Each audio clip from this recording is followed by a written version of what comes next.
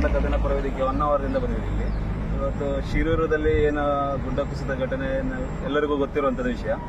ಇವತ್ತು ನಾವು ಅದನ್ನು ನೋಡುವ ಅಲ್ಲಿ ಒಂದು ಫೇಸ್ಬುಕ್ ಅಲ್ಲಿ ಲೈವ್ ಬಂದ್ಬಿಟ್ಟು ಕೇರಳದ ಒಬ್ಬ ವ್ಯಕ್ತಿ ನಮ್ಮ ಸಹಾಯಕ್ಕೆ ಯಾರಿಲ್ಲ, ಕರ್ನಾಟಕದಲ್ಲಿ ಯಾರು ನಮಗೆ ಸಹಾಯ ಮಾಡ್ತಿಲ್ಲ ಅನ್ನುವಂಥ ಒಂದು ಹೇಳಿದರು. ಅದೇ ವಿಷಯವಾಗಿ ನಾವಿಲ್ಲಿ ಬಂದು ಇವತ್ತು ಕನ್ನಡಿಗರು, ಕನ್ನಡದ ಜನತೆ ಎಲ್ಲರೂ ನಿಮ್ಮ ಪರವಾಗಿದ್ದಾರೆ ಅಂತೇಳಿ ನಾವು ಅವರಿಗೆ ತಿಳಿ ಹೇಳಲು ಬಂದಿದ್ದಾಗ ಇಲ್ಲಿ ಏನ್ ಮಾಡಿದ್ದಾರೆ, 5 ಕಿಲೋಮೀಟರ್ ಹಿಂದೆ ಒಂದು ಬ್ಯಾರಿಗೇಟ್ ಹಾಕಿ ಪೊಲೀಸರು ನಮ್ಮನ್ನ ಮುಂದೆ ಹೋಗ್ಲಿಕ್ಕೆ ಬಿಡ್ತಾ ಇಲ್ಲ.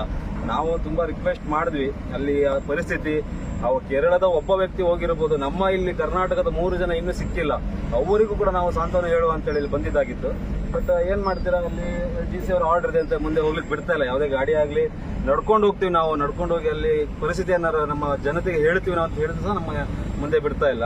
ಹಾಗಾಗಿ ಮಾನ್ಯ ಜಿಲ್ಲಾಧಿಕಾರಿಗಳೇ ಅಲ್ಲಿ ಏನ್ ನಡೀತಾ ಇದೆ ಅನ್ನೋದನ್ನ ಮಾಧ್ಯಮದ ಮುಂದೆ ಬಂದು ಹೇಳಿ ಜನರಿಗೆ ಅದರ ಬಗ್ಗೆ ಒಂದು ವಿಶ್ಲೇಷಣೆ ಮಾಡಬೇಕು. ಆ ಗಾಡಿ ಏನಾಗಿದೆ, ಉಳಿದ 3 ಬಾಡಿಗಳು ಯಾವ ಕಡೆ ಹೋಗಿರ್ಬೋದು, ಏನಾಗಿರ್ಬೋದು, ಊರಿನ ಜನತೆ ಯಾವ ರೀತಿ ಅವರಿಗೆ ನಾವು ಸಹಾಯ ಮಾಡಬಹುದು ಅನ್ನೋದನ್ನ ತಿಳಿಸಬೇಕಾಗಿ ನಾವು ಕೇಳ್ಕೊತೀವಿ.